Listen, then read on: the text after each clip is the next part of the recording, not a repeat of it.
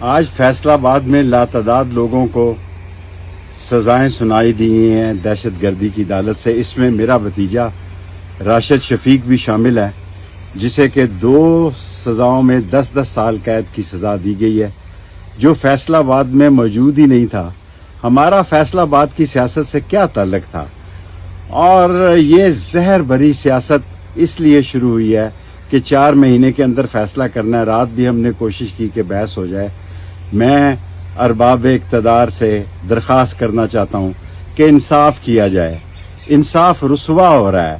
انصاف جو ہے وہ ٹکر ٹوکری ہو گیا ہے کہ ایک نوجوان جس کا بیٹا بھی معذور ہے اور وہ وہاں موجود ہی نہیں ہے، اس کو 2 کیسز میں آپ نے 10 سال سزا دے دی ہے راشد شفیق کو. یہ سراسر زیادتی ہے. انصاف کیا جائے.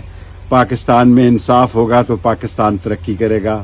خدا اور رسول کے واسطے انصاف کا علم بلند کریں. کالا کالا رسول اللہ کا علم بلند کریں. اللہ اور اس کے نبی کا علم بلند کریں گے، انصاف عام کریں گے تو اس طرح راشد شفیق کو جو 10 سال 2 کیسز میں سزا دی گئی ہے، یہ سراسر ناانصافی ہے. میں خانہ کعبہ کی چھت پہ گیا ہوں، پاکستان کے 6 لوگوں میں شامل ہوں. میں خانہ کعبہ کی چھت پہ کھڑے ہو کر یہ حلفاً قسم کھا کر یہ بیان دیتا ہوں کہ راشد شفیق کا فیصل آباد کے کیس سے کوئی تعلق نہیں. وہ بے گناہ ہے، نہ وہ وہاں موجود تھا، نہ اس کا کوئی مسئلہ ہے، نہ اس پر کسی نے شہادت دی، نہ اس پر کوئی شہادتی گزرا. لیکن انتقام کی ایک حد ہوتی ہے اور انتقام اس حد تک لیا جائے کہ 10 سال 2 کیسوں میں راشد شفیق کو سزا دے دی گئی ہے، جو سراسر زیادتی ہے. برائے مہربانی اس پر اثر نو غور کیا جائے اور اس کی سزائیں معاف کی جائیں.